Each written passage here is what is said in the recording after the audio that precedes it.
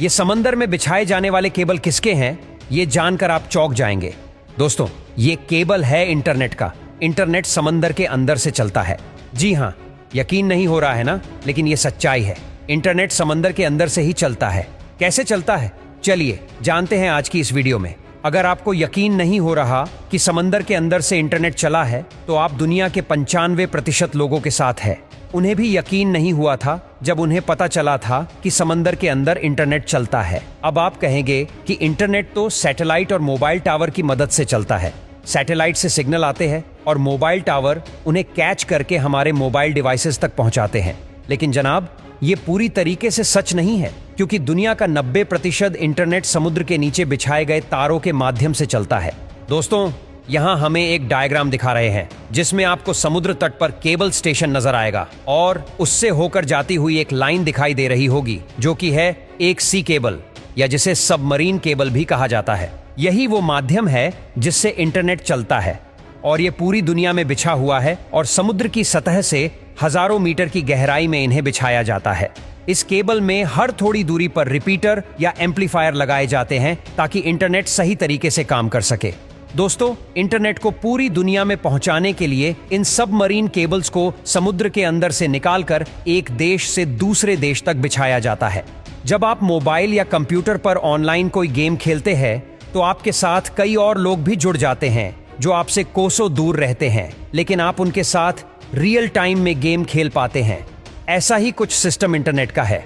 दुनिया में कई सर्वर्स है जिन्हें आपस में जोड़ने के लिए इन सबमरीन केबल्स का सहारा लिया जाता है, और जब ये सर्वर आपस में जुड़ जाते हैं तो इनमें आसानी से डाटा ट्रांसफर होता है और इंटरनेट स्मूथली चलता है। इस पिक्चर में आपको एक एम्पलीफायर दिखाई दे रहा होगा। इनको इसलिए लगाया जाता है जिससे सिग्नल की स्ट्रेंथ कम ना हो। यह समय समय पर सिग्नल को एम्पलीफायर करके उसे आगे जाने में मदद करते हैं। इन सबमरीन केबल्स को शिप की मदद से समुद्र में बिछाया जाता है, लेकिन यह केवल वन टाइम इन्वेस्टमेंट होता है जो बहुत ज्यादा होता है और इसका मेंटेनेंस भी बहुत कॉस्टली होता है। अब दोस्तों, समुद्र में केबल की सुरक्षा के लिहाज से इस केबल को कभी अकेले नहीं बिछाया जाता, बल्कि इसे 2-3 के ग्रुप में बिछाया जाता है। समुद्र में कभी कोई हादसा हो सकता है। मान लीजिए सुनामी आ जाए, या फिर वायर टूट जाए, या शार्क जैसे जीव भी कई बार इनको नुकसान पहुंचाते हैं। ऐसे में इन्हें रिपेयर करना बहुत मुश्किल होता है और इसमें काफी टाइम भी लगता है।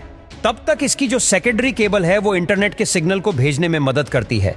अब आप सोच रहे होंगे कि यह काम आखिर किया कैसे जाता है, तो देखिए, शिप में क्रेन की मदद से वायर को समुद्र में डाला जाता है और फिर एक मशीन को समुद्र में डाला जाता है जो सही जगह पर एम्पलीफायर को सेट करती है। क्योंकि दोस्तों, समुद्र में कई जगह गहराई बहुत ज्यादा होती है, वहां गोताखोरों का जाना भी सुरक्षित नहीं होता, इसीलिए यह पूरा काम मशीनों से लिया जाता है और ये वायर पूरी तरीके से चेक भी करते हैं। चलिए अब आपको वायर्स के बारे में बताते हैं। देखिए, ये वायर ओपन है। इसमें आपको कई सारे वायर दिखाई देंगे। यह फाइबर वायर है। इसके ऊपर पहले रबर की कोटिंग है, फिर इसके ऊपर स्टील की कोटिंग है। इसके ऊपर काफी सारी कोटिंग्स की जाती है क्योंकि ये वायर को सुरक्षा और स्ट्रेंथ देते हैं। और दोस्तों, ये जो 100 से भी ज्यादा वायर आपको नजर आ रहे हैं, इन्हें ऑप्टिकल फाइबर बोलते हैं और यही वायर इंटरनेट के सिग्नल को लेकर जाते हैं। और ये एक वायर 100 MBPS के डाटा को ट्रांसफर कर सकता है। लेकिन आजकल जो केबल आ रही है वो तो 1000 MBPS 1000 MBPS तक का डाटा ट्रांसफर कर सकती है। दोस्तों, इन्हीं केबल्स से दुनिया के सारे सर्च इंजन का डाटा एक जगह से दूसरी जगह ट्रांसफर होता है। लेकिन इतनी सुरक्षा के बाद भी अगर कभी कोई वायर डैमेज हो जाता है तो फिर गोताखोर समुद्र में जाकर इसे रिपेयर करते हैं। आपको बता दें कि ये एक वायर लगभग 25 साल तक काम कर सकता है और इसीलिए इतने समय तक समुद्र के अंदर रहने पर इसमें काई वगैरह जम जाती है। अब आप सोच रहे होंगे कि आखिर समुद्र में केबल बिछाने का काम कौन सी कंपनियां करती है, तो दोस्तों, बहुत ही कम कंपनियां हैं जो ये काम करती है, जिन्हें टियर वर्क कंपनी कहा जाता है। ये कंपनियां पूरी दुनिया के समुद्रों में सबमरीन केबल बिछाने और उसे के मेंटेनेंस का काम करती है। भारत में भी लगभग हर बंदरगाह पर यह सबमरीन केबल्स बिछी हुई है। भारत में सबमरीन केबल का सबसे बड़ा जंक्शन मुंबई में है और वो पूरी दुनिया के साथ जुड़ा हुआ है। अगर इंटरनेट सबमरीन केबल से चलता है तो ये एयरटेल, आइडिया, जियो हमें इंटरनेट कैसे दे पाते हैं?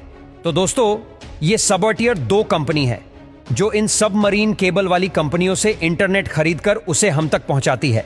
और दोस्तों, इंडिया में जो सबसे बड़ा केबल नेटवर्क है वो टाटा ग्रुप का है।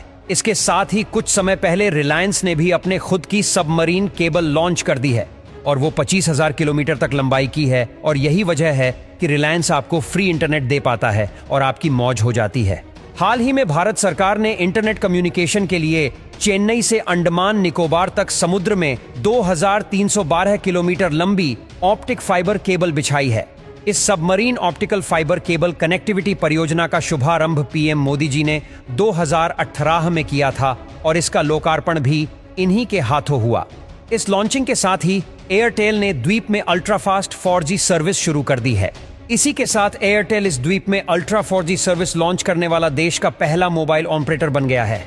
इसके अलावा रिलायंस इंडस्ट्रीज की टेलीकॉम सब्सिडियरी रिलायंस जियो भी बढ़ती डाटा मांग को पूरा करने के लिए भारत केंद्रित इंडिया सेट्रिक सबसे बड़ी अंतरराष्ट्रीय सबमरीन केबल सिस्टम का निर्माण कर रही है।